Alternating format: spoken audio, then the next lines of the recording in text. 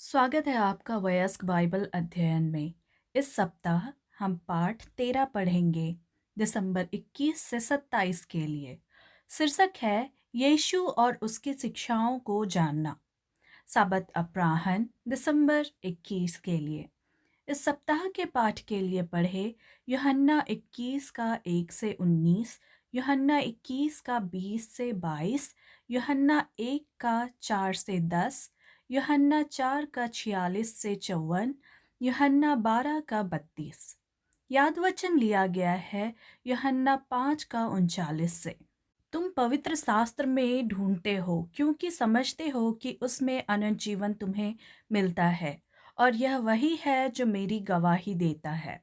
यूहन्ना की पुस्तक उसी तरह समाप्त होती है जैसे मार्क की पुस्तक समाप्त होती है, गलील में यीशु और उसके चेलों के बीच एक बैठक के साथ। यह अंतिम पाठ उस मुलाकात के बारे में है। हम इस बारे में भी बात करेंगे कि हम यीशु और बाइबल को कैसे जानते हैं। यह विचार यूहन्ना की पुस्तक में एक महत्वपूर्ण विषय है। यीशु के चेले 3 वर्ष से अधिक समय तक उसके साथ रहे। यीशु ने बार बार अपने चेलों को बताया कि उसके साथ क्या होगा, लेकिन चेले वास्तव में यीशु के मरने या मृतकों में से जी उठने के बारे में मानने को तैयार नहीं थे। चेले तैयार क्यों नहीं थे? यीशु ने उनसे जो कहा उस पर उन्होंने विश्वास नहीं किया। आज हम भी वही काम करने के खतरे में पड़ सकते हैं जो चेलों ने किया। हम बाइबल पढ़ सकते हैं, लेकिन हम सोच सकते हैं या महसूस कर सकते हैं कि हमें वास्तव में इसका पालन करने की ज़रूरत नहीं है। हम इसके आध्यात्मिक सत्य को स्वर्ग से आने वाली रोशनी के रूप में स्वीकार नहीं कर सकते हैं, जिसे हमारे व्यवहार या मार्गदर्शन करना चाहिए। यह कहते हुए दुख हो रहा है कि बहुत से मसीही इस तरह सोचते और महसूस करते हैं। यूहन्ना की पुस्तक में अपने अंतिम सप्ताह में हम कुछ विचारों पर गौर करेंगे जो हमें यीशु को बेहतर तरीके से जानने में मदद करेंगे। जब हम यीशु को बेहतर तरीके से जानते हैं तो हम उसमें रहना चाहेंगे और उनकी शिक्षाओं का पालन करना चाहेंगे। रविवार दिसंबर 22 के लिए शीर्षक है गलील में बैठक। यूहन्ना 21 का 1 से 19। यूहन्ना 21 का 1 से 19 पढ़े। ये पद हमें कौन से महत्वपूर्ण सत्य सिखाते हैं? बाइबल की ये सच्चाइयाँ हमें परमेश्वर की दया और अपने हृदयों को सभी प्रकार के अभिमान से मुक्त करने की आवश्यकता के बारे में क्या सिखाती है? यूहन्ना 20 इस विचार के साथ समाप्त होता है कि यूहन्ना ने यूहन्ना की पुस्तक को लिखा। हम सोच सकते हैं कि यूहन्ना को अपनी पुस्तक यहीं समाप्त कर देनी चाहिए, लेकिन यूहन्ना ने एक और अध्याय लिखा। अध्याय 21 कुछ चेलों के साथ शुरू होता है जो गलील में वापस आ गए हैं। पतरस का सुझाव है कि चेलों को झील पर मछली पकड़ने में रात बितानी चाहिए, लेकिन उन्होंने उस रात कोई मछली नहीं पकड़ी। सुबह के समय एक अजनबी समुद्र तट पर खड़ा होता है। अजनबी अपने चेलों को नाव के दाहिनी ओर से अपना जाल फेंकने के लिए कहता है। चेले वैसा ही करते हैं जैसा अजनबी उन्हें करने के लिए कहता है। फिर चेले इतनी मछलियां पकड़ लेते हैं कि वे जाल को वापस नाव में नहीं खींच पाते। यही चमत्कार यीशु के साथ उसके काम की शुरुआत में हुआ। लूका 5 का 1 से 11 पढ़े। जब यह चमत्कार होता है तो यूहन्ना तुरंत जान जाता है कि वह अजनबी यीशु है। यूहन्ना पतरस को बताता है जो पानी में कूदता है और तैरकर किनारे पर आ जाता है। यीशु ने पतरस से 3 प्रश्न पूछे। तीनों प्रश्न पतरस के अपने स्वामी के प्रति प्रेम के बारे में है। यीशु के क्रूस पर मरने से पहले पतरस ने शपथ खाई कि वह यीशु के लिए मरेगा। यूहन्ना 13 का 37। तब यीशु ने पतरस से कहा कि वह यीशु को 3 बार अस्वीकार करेगा। यूहन्ना 13 का 38। गलील की इस बैठक में पतरस खुद को यीशु के साथ बातचीत का सबसे महत्वपूर्ण हिस्सा नहीं बनाता है। पतरस यीशु को सबसे महत्वपूर्ण हिस्सा बनाता है। पतरस कहता है, हे प्रभु, तू तो सब कुछ जानता है। तू यह जानता है कि मैं तुझसे प्रीति रखता हूँ। यूहन्ना 21 का 17। जब यीशु ने पतरस से पूछा कि क्या वह उससे प्रेम करता है, तो यीशु ने अगापाओ शब्द का उपयोग किया, जिसका ग्रीक भाषा में अर्थ है प्रेम करना। पतरस हमेशा प्रेम करना के लिए एक अलग ग्रीक शब्द के साथ उत्तर देता है। यह शब्द फिलेओ है, जिसका अर्थ है प्रेम करना, लेकिन एक दोस्त के रूप में। तो कुछ लोग कहते हैं कि यूहन्ना यह दिखाने के लिए फिलेओ लिखता है कि पतरस ने यह नहीं सीखा कि ईश्वर जिस प्रकार प्रेम करता है उसी प्रकार प्रेम कैसे किया जाए। लेकिन यह विचार सही नहीं है। पतरस वैसे ही उत्तर देता है जैसे वह देता है, क्योंकि उसका हृदय सभी घमंड से खाली है।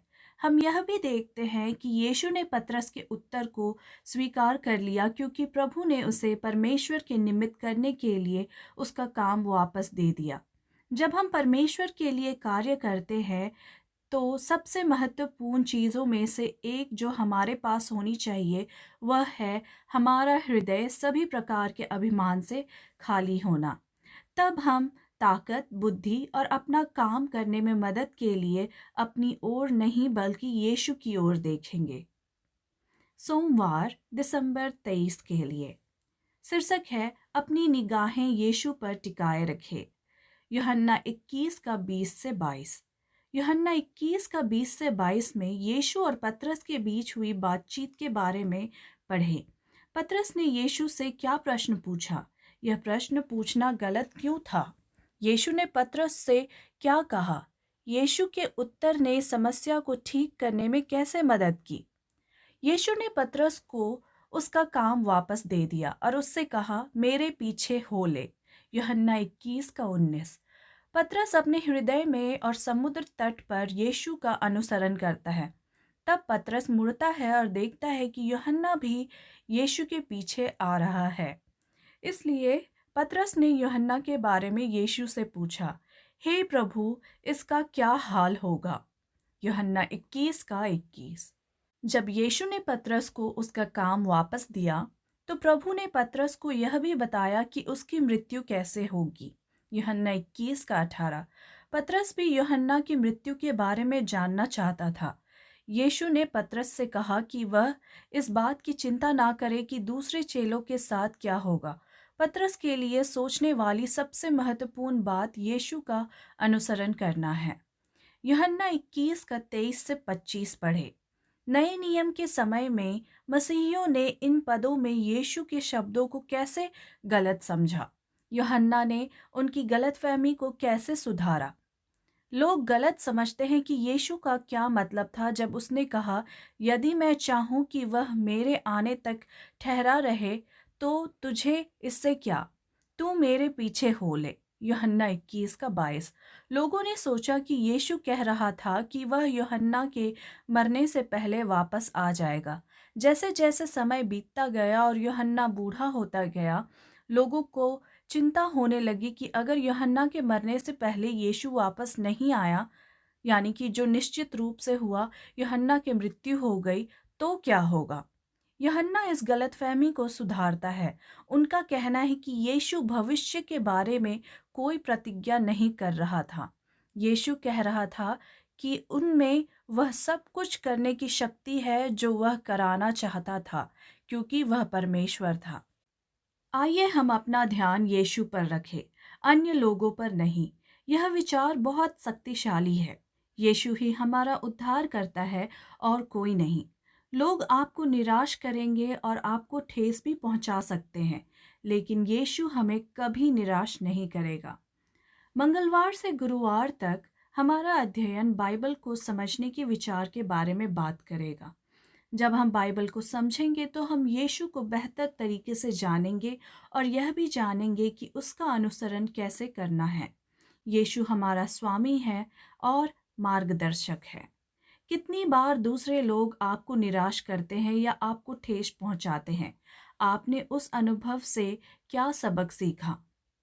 मंगलवार दिसंबर 24 के लिए शीर्षक है प्रकाश और अंधकार।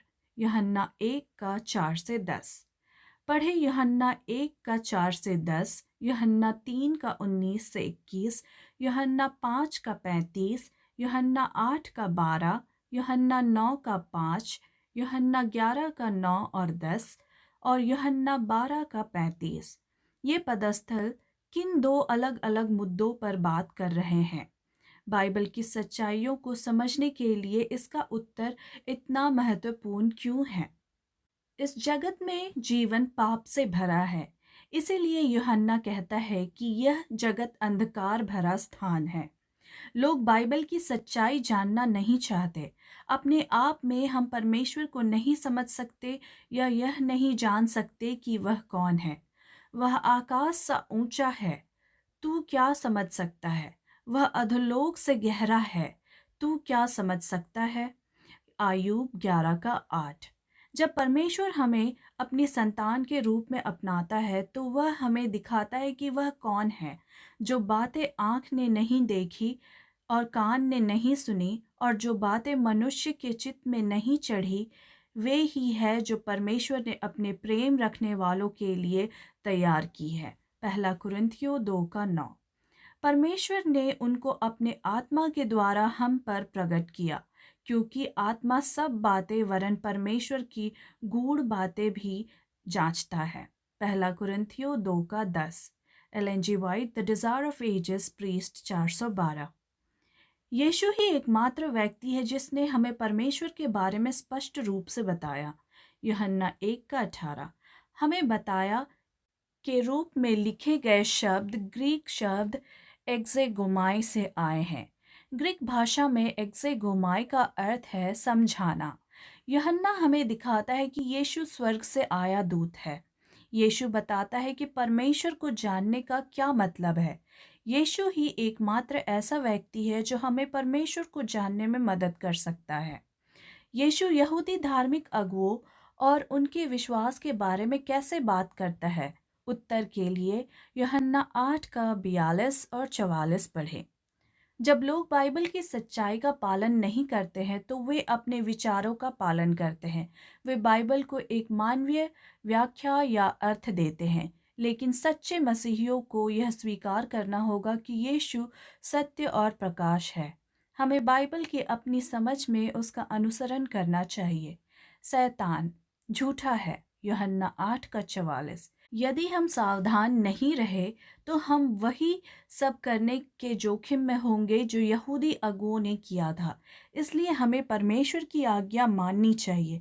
हमें विश्वास के साथ स्वयं को यीशु को सौंप देना चाहिए। या हम बाइबल पढ़कर कह सकते हैं कि इसका वही अर्थ है जो हम चाहते हैं। यह गलती करना जितना हम सोचते हैं उससे कहीं अधिक आसान है। बुधवार दिसंबर 25 के लिए शीर्षक है परमेश्वर के बारे में सच्ची और झूठी शिक्षाएं। यूहन्ना 4 का 46 से 54।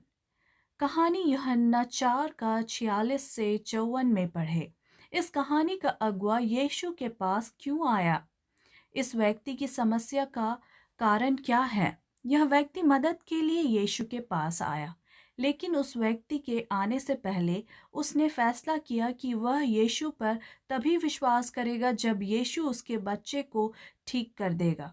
तो हम कह सकते हैं कि परमेश्वर के बारे में इस व्यक्ति के विचार मानवीय संदेह और भय से आए हैं। परमेश्वर के बारे में यह मानवीय विचार सीमित है। इसीलिए मानवीय विचार बाइबल और उसकी शिक्षाओं के बारे में हमारी मान्यताओं का कारण नहीं बननी चाहिए। जब हम विश्वास करते हैं कि बाइबल क्या सिखाती है तो हम परमेश्वर और बाइबल को पहले रखते हैं। यूहन्ना 4 का 48, यूहन्ना 6 का 14 और 15, दूसरा तीमुथियुस 3 का 16। हमें बाइबल को विश्वास के साथ स्वीकार करना चाहिए। तब बाइबल हमें अपनी शिक्षाएं समझाएगी। बाइबल हमें बाइबल को समझने में मदद करती है। मानवीय विचारों को बाइबल के बारे में हमारी समझ को नियंत्रित नहीं करना चाहिए। बाइबल को हमारी सोच को नियंत्रित करना चाहिए और यह कि हम मनुष्य के रूप में क्या विश्वास करते हैं और सत्य के रूप में स्वीकार करते हैं। यदि हम यीशु और उसकी शिक्षाओं पर विश्वास करते हैं तो हम बाइबल और उसकी शिक्षाओं पर भी विश्वास करेंगे। यूहन्ना 5 का 46 और 47। यदि तुम मेरे वचन में बने रहोगे तो सचमुच मेरे चेले ठहरोगे। यूहन्ना 8 का 31। यदि हम बाइबल पर संदेह करते हैं तो उसकी शिक्षाएं हम में नहीं रह सकती। यूहन्ना 5:38। जो मुझे तुच्छ जानता है और मेरी बातें ग्रहण नहीं करता है, उसको दोषी ठहराने वाला तो एक है, अर्थात जो वचन मैंने कहा है वही पिछले दिन में उसे दोषी ठहराएगा, क्योंकि मैंने अपनी ओर से बातें नहीं की, परंतु पिता जिसने मुझे भेजा है उसी ने मुझे आज्ञा दी है कि क्या क्या कहूँ और क्या क्या बोलूँ। यूहन्ना 12:38 और 39। परमेश्वर के वचन बाइबल को सुनने का क्या मतलब है? जब हम परमेश्वर का वचन सुनते हैं तो हम उसकी आज्ञा मानते हैं। इसलिए सुनना केवल जानकारी प्राप्त करने से कहीं अधिक है। सुनने का मतलब है कि हम वह काम करें जो परमेश्वर हमसे करने को कहता है। यदि कोई उसकी इच्छा पर चलना चाहे तो वह इस उपदेश के विषय में जान जाएगा कि यह परमेश्वर की ओर से है या नहीं। मैं अपनी ओर से कहता हूँ। यूहन्ना 7:17। जब हम परमेश्वर की आज्ञा मानते हैं और वह काम करते हैं जो वह हमसे करने को कहता है, तो हम दिखाते हैं कि हम परमेश्वर से प्रेम करते हैं। यीशु ने कहा, यदि कोई मुझसे प्रेम रखेगा तो वह मेरे वचन को मानेगा और मेरा पिता उससे प्रेम रखेगा और हम उसके पास आएंगे और उसके साथ वास करेंगे। यूहन्ना 14:23। परमेश्वर के प्रति हमारी आज्ञाकारिता उसके प्रति हमारे प्रेम को कैसे दर्शाती है? बृहस्पतिवार दिसंबर 26 के लिए शीर्षक है यीशु में जीना। यूहन्ना 12:32। यूहन्ना 12:32 में यीशु की घोषणा पढ़े। यह घोषणा किस प्रकार स्वर्ग और पृथ्वी पर यीशु के नियंत्रण और शक्ति को दर्शाती है। जैसा कि हमने पहले ही देखा, यूहन्ना की पुस्तक हमें यीशु को दिखाती है, लेकिन हमें परमेश्वर को जानने और उसकी आज्ञा मानने के लिए तैयार रहना चाहिए। यूहन्ना की पुस्तक में जो लोग यीशु से मिलते हैं उन्हें निर्णय लेना होगा। उन्हें बाइबल सत्य को स्वीकार करने का निर्णय लेना चाहिए या वे इसे अस्वीकार करना चुनेंगे। बहुत से लोग यीशु से मिले और उसके शिक्षाओं के बारे में चुनाव किए। निकोदेमुस, कुएं के पास सामरी स्त्री, राजकीय अगुए, बेथसदा के कुंड पर व्यक्ति, रोटी और मछली से तृप्त होने वाले 5,000 लोग, यीशु के भाई, यहूदी धार्मिक अगुए, जन्म से अंधा मनुष्य, मरियम और मार्था और पिलातुस। बाइबल की शिक्षाएं जो मानव निर्मित है, मानवीय विचारों से शुरू होती है, जो यह तय करती है कि परमेश्वर के बारे में बाइबल की सच्चाई क्या है। बाइबल के बारे में मानव निर्मित शिक्षाओं ने अतीत में लोगों को परमेश्वर से दूर कर दिया और भविष्य में भी ऐसा करना जारी रखेगा। प्रकाशित वाक्य 14:1-12 पढ़े। अंत समय में लोग मानवीय बुद्धि को परमेश्वर की बुद्धि से ऊपर रखेंगे और जगत में सभी पर झूठी पूजा थोपने का प्रयास करेंगे। आत्मिक विकास और स्वास्थ्य का रहस्य क्या है? पढ़े यूहन्ना 15:1-11। सफलता का रहस्य हमारे लिए यीशु से जुड़े रहना है। यीशु व्यक्तिगत रूप से परमेश्वर का वचन बाइबल है। यीशु जीवन की रोटी, समस्त मानव जाति के लिए प्रकाश, परमेश्वर की भेड़ों के लिए द्वार, अच्छा चरवाहा, पुनरुत्थान या मृतकों में से जी उठने वाला और जीवन है। यीशु परमेश्वर तक पहुंचने का मार्ग, सत्य और सच्ची या वास्तविक दाखलता भी है। जैसा कि हमने पहले ही देखा, हमारे त्रिएक परमेश्वर को ईश्वरत्व नाम दिया गया है। ईश्वरत्व में पिता, पुत्र और पवित्र आत्मा शामिल है। ईश्वरत्व और उनका वचन बाइबल हमें उनके पास ले जाएगा। परमेश्वर अपने वचन से हमसे बात करता है। हम कई आवाज़ों को हमसे बात करते हुए सुनेंगे, परंतु यीशु ने हमें उन लोगों से सावधान रहने की चेतावनी दी जो कहते हैं यहाँ उद्धार करता है या वहाँ उद्धार करता है। हमें कैसे पता चलेगा कि कोई बाइबल की सच्चाई सिखाता है? हमें उनकी हर बात की तुलना बाइबल से करनी चाहिए। Ellen G White, the Adventist Review and Sabbath Herald, 3 April 1888। तब हमें किसी भी विचार को छोड़ देना चाहिए जब बाइबल हमें सिखाती है कि वह झूठा या गलत है। शुक्रवार दिसंबर 27 के लिए अतिरिक्त विचार। परमेश्वर के दूत सदैव पृथ्वी से स्वर्ग और स्वर्ग से पृथ्वी की ओर यात्रा करते रहते हैं। यीशु ने कई चमत्कार किए। उसने बीमारों और पीड़ितों को ठीक किया। यीशु ने इस धरती पर जो चमत्कार किए उन्हें करने के लिए परमेश्वर ने स्वर्गदूतों के साथ काम किया। उसी तरह परमेश्वर यीशु के कारण हमें हर आशीर्वाद देता है। स्वर्गदूत ये आशीर्वाद हमारे पास लाते हैं। जब यीशु मनुष्य बन गया तो उसने स्वयं को पापियों के साथ जोड़ लिया। क्योंकि यीशु परमेश्वर है, वह हमारे लिए परमेश्वर के सिंहासन पर जा सकता है और इसलिए यीशु लोगों के लिए परमेश्वर के साथ संवाद करने का तरीका है और परमेश्वर के लिए लोगों के साथ संवाद करने का तरीका है। Ellen G White, the Desire of Ages, प्रीस्ट 143। चर्चागत प्रश्न। पहला, यूहन्ना की पुस्तक की सभी अलग अलग कहानियों के बारे में सोचें। इनमें से कौन सी आपको परमेश्वर के प्रति सबसे अधिक प्रेम दर्शाती है? कक्षा के साथ साझा करें कि आपको वह कहानी इतनी सशक्त क्यों लगती है। दूसरा, किसी को बाइबल सत्य की खोज कैसे करनी चाहिए? तीसरा, यह इतना कठिन क्यों है कि स्वयं को नहीं बल्कि बाइबल को यह तय करने दे कि सत्य क्या है? क्या हमारी मानवीय विचार हमेशा बाइबल को समझने और समझाने में आड़े आएगी? हमें अपनी इस कमजोरी को क्यों समझना चाहिए? जब हम बाइबल का अध्ययन करते हैं तो अपने हृदयों से सारा अभिमान खाली करना क्यों महत्वपूर्ण है? चौथा, पश्चिमी मसीही धर्म का इतिहास भयानक कहानियों से भरा है कि जब लोग झूठे विचारों का समर्थन करने या अन्य लोगों को नियंत्रित करने के लिए बाइबल की सच्चाई का उपयोग करते हैं तो क्या होता है। इनमें से कुछ उदाहरण क्या है जिनके बारे में आप इतिहास से सोच सकते हैं। आज हम उनसे क्या सबक सीख सकते हैं। पांचवा, अपने शब्दों में बताएं कि यूहन्ना की पुस्तक किस बारे में है। आज हमारे लिए इसका सबसे महत्वपूर्ण संदेश क्या है। धन्यवाद। परमेश्वर आपको आशीष दे।